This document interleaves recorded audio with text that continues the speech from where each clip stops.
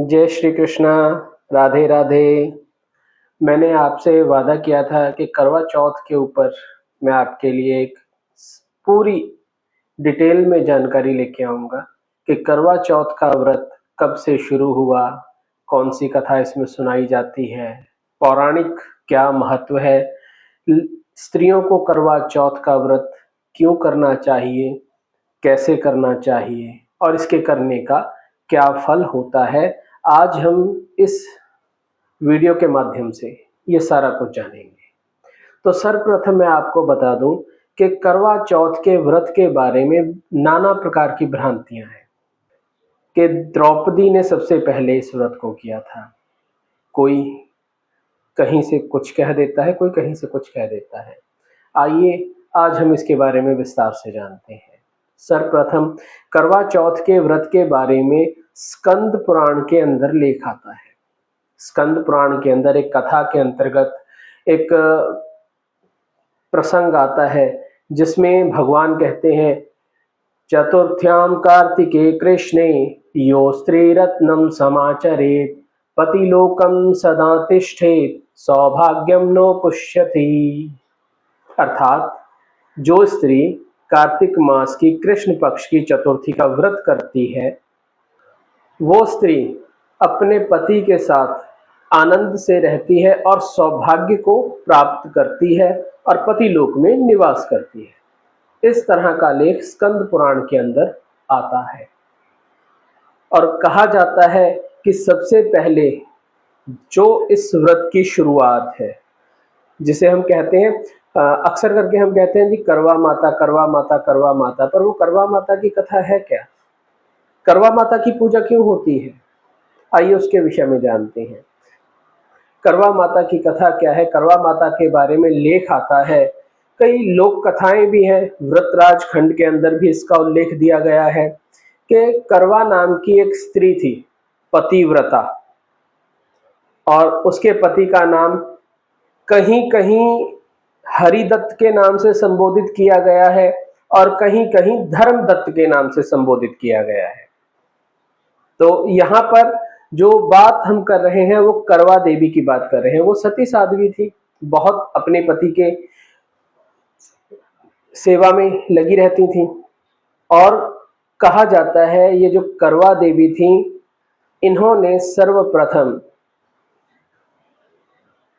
करवा चौथ नाम बाद में पड़ा, पहले चतुर्थी ही नाम था।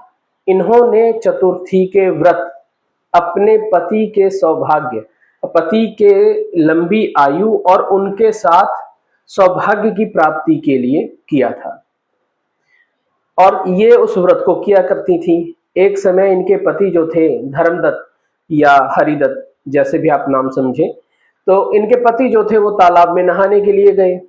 जब वो तालाब में नहाने के लिए गए तो वहां पर एक मगरमच्छ ने इनके पति का जो पांव था वो पकड़ लिया।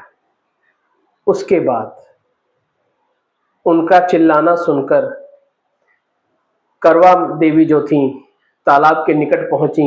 जब तक वो निकट पहुंची, वो मगरमच्छ जो था इनके पति को मार चुका था।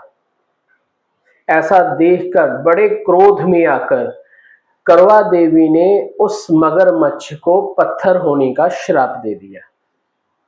करवा देवी के श्राप से तुरंत ही जो मगरमच्छ था वो पत्थर का हो गया और उनके पति जो मृत थे, करवा देवी ने अपने हाथों में जल लिया और भगवान के आगे, गौरी गणेश के आगे प्रार्थना की, क्योंकि करवा चौथ जो होता है गौरी गणेश की पूजा होती है। गौरी गणेश के आगे उन्होंने प्रार्थना की, परमात्मा के आगे प्रार्थना की कि यदि मैं सती हूं, यदि मैंने सच्चे मन से करवा चौथ का व्रत रखा है तो मेरे पति जो है वो जीवित हो जाएं। इस प्रकार जल का अर्पण करते ही इनके पति जीवित हो गए और तब से इस व्रत को करवा चौथ का व्रत कहा जाने लगा। दूसरा प्रसंग इसका आता है महाभारत के दरमियान। इसके बाद में क्या प्रसंग आता है कि अर्जुन जो थे अपने दिव्यास्त्रों की प्राप्ति के लिए घोर तपस्या के लिए चले गए महाभारत के युद्ध से पहले। तो जब वो तपस्या के लिए चले गए तो काफी समय व्यतीत हो गया और द्रौपदी को अर्जुन की चिंता होने लगी। इस चिंता को द्रौपदी ने कृष्ण के साथ साझा किया। तो कृष्ण के कहने पर द्रौपदी ने इस चतुर्थी का व्रत किया और इस व्रत के करने से अर्जुन को सुरक्षा प्राप्त हुई और द्रौपदी को सौभाग्य की प्राप्ति हुई। ये कथा का विस्तार है।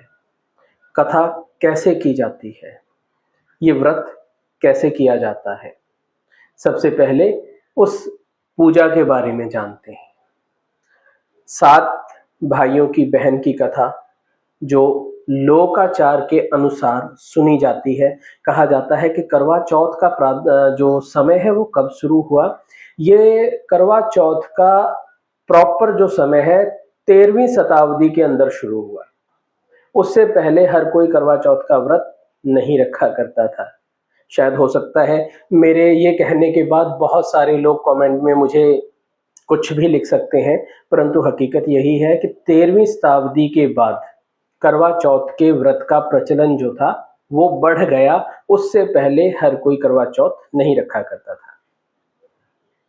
7 भाइयों की बहन की कथा में काफी कुछ आता है, उसके बारे में हम बाद में जानेंगे। सर्वप्रथम हम जानते हैं कि करवा चौथ का व्रत जो है वो क्यों करना चाहिए, वो तो मैंने आपको बता दिया। कैसे करना चाहिए वो बताता हूँ। करवा चौथ के व्रत के बारे में कहा जाता है सूर्योदय के समय पर स्नान करें। पहले स्नान कर लें, बहुत अच्छा है। स्नान करने के बाद में संकल्प करें। यहाँ पर मैं एक चीज और बता देना चाहता हूँ अपने सुनने वालों से कि बहुत जगह होता है लोग व्रत रखते हैं, पूजा करते हैं, पाठ करते हैं, मंत्र जप सब करते हैं, लेकिन संकल्प नहीं करते। जब तक आप संकल्प नहीं करते तब तक आपका किया हुआ आपको सही तरीके से प्राप्त नहीं होता। बहुत लोगों के दिमाग में वहम होता है कि पंडित जी आएंगे संकल्प कराएंगे। ऐसा कुछ नहीं है। आप स्वयं से संकल्प कीजिए। कैसे संकल्प करना है? सुबह उठ के नहा धो के उसके बाद में हाथ जोड़ें और बोलें। क्या बोलना है? मम सुख सौभाग्य सिद्ध्यर्थम कर्क चतुर्थी व्रतम करिष्ये। यानी मैं अपने सुख सौभाग्य की प्राप्ति के लिए करवा चौथ का व्रत कर रही हूं। हे गौरी गणेश, मेरे व्रत को सफल करना।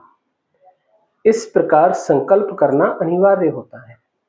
बहुत से लोग कहते हैं जी भगवान को तो सब पता है। अरे भाई, भगवान को सब पता है, माँ को भी सब पता होता है, परंतु जब तक बच्चा रोता नहीं है माँ भी दूध नहीं पिलाती। उसी प्रकार आपका संकल्प करना, आपका कहना बोलना जरूरी है। संकल्प करने से ही सिद्धि की प्राप्ति होती है या हमें फल की प्राप्ति होती है। उसके बाद में 16 श्रृंगार स्त्रियों को करने चाहिए, क्योंकि पति के साथ सौभाग्य की प्राप्ति के लिए इस व्रत को किया जाता है। सज सवर के 16 श्रृंगार करें। 16 श्रृंगार करने के बाद में एक करवा लें। करवा कच्चा घड़ा, ठीक है जी, कच्चा छोटा सा पात्र लोटे की तरह करवा लें और करवे में जल भर लें, धूप रोली चावल रख लें, पुष्प रख लें। इस प्रकार रखकर इसका हम पूजा करते हैं। कथा शाम को सुनी जाती है और चंद्रमा को अर्घ रात को दिया जाता है चंद्रोदय के बाद में। और माता गौरी और गणेश जी की पूजा की जाती है। माता गौरी और गणेश की पूजा के बाद रात्रि को चंद्रमा को अर्घ दें। क्या होता है, चंद्रमा जो है दीर्घायु और शीतलता के दाता है। करवा जो हम पात्र जल भर के रखते हैं वो स्नेह, सौभाग्य और विवाहित सुख का प्रतीक माना जाता है। निर्जल व्रत करना, कहते हैं इस दिन जल भी नहीं पीते। निर्जल व्रत करना निष्ठा, त्याग और श्रद्धा का प्रतीक माना जाता है। विवाहित स्त्रियों के लिए यह व्रत होता है, परंतु आज समाज में बहुत सारी कुंवारी कन्याएं भी इस व्रत को कर रही हैं। शास्त्रों में कहीं वर्णित नहीं है, कहीं किसी लोक कथा में वर्णित नहीं है कि कुंवारी कन्या को व्रत रखना चाहिए, परंतु मैं इस विवाद में नहीं फंसना चाहूंगा, ना मैं इसके ऊपर कोई टिप्पणी करना चाहूंगा। आप सभी समझदार हैं, अपने विवेक का इस्तेमाल कर सकते हैं। और रात्रि को चंद्रमा को अर्घ देना चाहिए। अर्घ देने के ऊपर भी मैं एक बात आपको बताना चाहूंगा कि बहुत सारे लोग छलनी में दिया रख के चांद को देखते हैं। शास्त्रों में ऐसा कोई विधान नहीं है, कहीं किसी शास्त्र में ऐसा नहीं लिखा हुआ कि छलनी से दिया रख के चांद को देखना है फिर पति को देखना है, ऐसा नहीं लिखा गया। ऐसा कुछ लोक किताबों में, जो व्रत त्योहारों की किताबें कुछ लोकल लोग लिख देते हैं, उनमें कहीं कहीं लिखा हुआ है, शास्त्रों में कहीं ऐसा वर्णित नहीं है। केवल मात्र चांद को अर्घ देने का फल बताया गया है। तो फिर ये चलनी कहां से आई? 7 भाइयों की बहन की जो कथा है उसमें क्या होता है आप सभी जानते हैं कि एक बहन जो भूख प्यास बर्दाश्त नहीं कर सकती, शादी के बाद पहली बार अपने घर आती है, पहली बार करवा चौथ का व्रत रखती है और चंद्रमा के जल्दी न निकलने के कारण भूख को बर्दाश्त नहीं कर पाती। तो उसके भाई प्रेम के कारण और मोह के कारण एक वृक्ष के पीछे चलनी में दिया रख के उसको एक चांद बना के दिखाते हैं और एक भाई आकर बोलता है कि देख बहन चांद निकल आया। तो उस चलनी के उजाले को देखकर, चांद समझकर वो अपना व्रत तोड़ देती है, जिसके कारण उसका पति मृत्यु को प्राप्त होता है। बाद में करवा की पूजा करके पुनः अपने पति को वो जीवित करती है।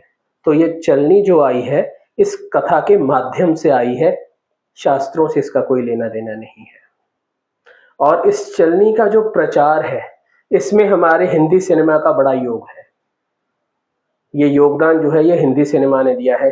सबसे पहले सन 1964 के आसपास, 63, 64 या 65 लगभग 60s के टाइम की बात है, एक पिक्चर आई थी जिसका नाम था बहू बेटी। अशोक कुमार की और जय मुखर्जी और माला सिन्हा इसके कलाकार थे। इस पिक्चर में एक गाना फिल्माया गया था करवा चौथ के ऊपर, आवरी सखी करे करवा चौथ का व्रत। उसमें सबसे पहले चलनी से चांद को देखना दिखाया गया था, जिससे ये धीरे धीरे हमारे आचरण में आने लगा, क्योंकि हम लोग फिल्मों से बहुत प्रभावित होते हैं। जो शास्त्र कहते हैं उसको कम सुनते हैं, जो फिल्में कहते हैं उसको ज्यादा सुनते हैं। उसके बाद में दिलवाले दुल्हनिया ले जाएंगे ने तो सारा समाज ही बदल दिया। तो शास्त्रों में इसका कोई विधान नहीं है, चंद्रमा को अर्घ देने का विधान है। बाकी आप अपने सामाजिक या अपने पारिवारिक दृष्टिकोण से या जो आपके परिवार में चलता आ रहा है उसके हिसाब से आप कर सकते हैं। चंद्रमा को अर्घ देने के बाद में पति को प्रणाम करें, चरण छूकर आशीर्वाद लें और पति के हाथों से मुख को झूठा करें। इस प्रकार इस व्रत को खोला जाता है। इस व्रत का फल क्या है, क्यों किया जाता है, वो पता लग गया। फल क्या है? फल के लिए स्कंद पुराण के अंदर एक श्लोक आता है, कर्क चतुर्थी व्रतम ये स्त्रिया कुर्वन्ते शुभम पतिलोकम समाप्नोति न पुनर्जन्म लभ्येत। अर्थात जो स्त्री करवा चौथ का व्रत करती है वह पति लोक में अपने पति के साथ आनंदित होकर रहती है, सदा सौभाग्यवती रहती है और दोबारा इस पृथ्वी पर जन्म नहीं लेती। इसका भावार्थ ये नहीं कि केवल पति की लंबी उम्र के लिए ये किया जाता है, इसका भावार्थ ये भी है कि इस जीवन के ये जो धरती पर आना जाना है, जन्म मृत्यु का जो आवागमन चलता रहता है, उससे मुक्ति की प्राप्ति हो। तो ऐसा करने के बाद में रात्रि को जब हम व्रत खोल रहे हैं या पूजा कर रहे हैं, उस समय एक छोटा सा मंत्र स्त्रियों को बोलना चाहिए। कौन सा? मैं अपने सौभाग्य का आधार, मैं अपने सौभाग्य का आधार यानी मेरा पति चंद्र के समान उज्जवल और दीर्घ आयु चाहती हूं। यानी गौरी गणेश से और चंद्रमा से ये प्रार्थना करनी है कि मैं अपने सौभाग्य के आधार को यानी अपने पति को चंद्रमा के समान उज्जवल और दीर्घायु चाहती हूँ। ऐसा करके इस व्रत को करने पर बहुत पुण्य और लाभ की प्राप्ति होती है। आशा करता हूँ करवा चौथ को लेकर, अरे अभी एक चीज और रह गई, सरगी। सरगी के बारे में भी आपको बता दूं, सरगी का भी शास्त्रों में किसी प्रकार का कोई लेना देना नहीं है। जिस किसी भी व्रत में सूर्य उदय से पहले खाना खा लिया जाए वो सनातन संस्कृति में नहीं है, ऐसा कहीं नहीं है। हाँ, ये सामाजिक रीतियां कुछ बुजुर्गों से, कुछ पूर्वजों से चली आ रही हैं, उसका मैं कोई खंडन नहीं करता हूं। जिसके यहाँ जैसा चल रहा है वो चलने दें, उसको बदलने की जरूरत नहीं है। केवल मात्र आपका भावार्थ और जो श्रद्धा है वो आपकी शुद्ध होनी चाहिए। राधे राधे। यदि आपको मेरी दी हुई जानकारी पसंद आई हो तो इस वीडियो को लाइक कर लें, मेरे चैनल को सब्सक्राइब करें और अगर बहुत अच्छी मेरी जानकारी लगी हो तो इस वीडियो को शेयर जरूर कर दें। भगवान आपको लंबी आयु दे, आपके पति को दीर्घायु दे और आपका विवाहित जीवन सुखमय और स्नेह में बना रहे, यही मैं भगवान से कामना करता हूँ।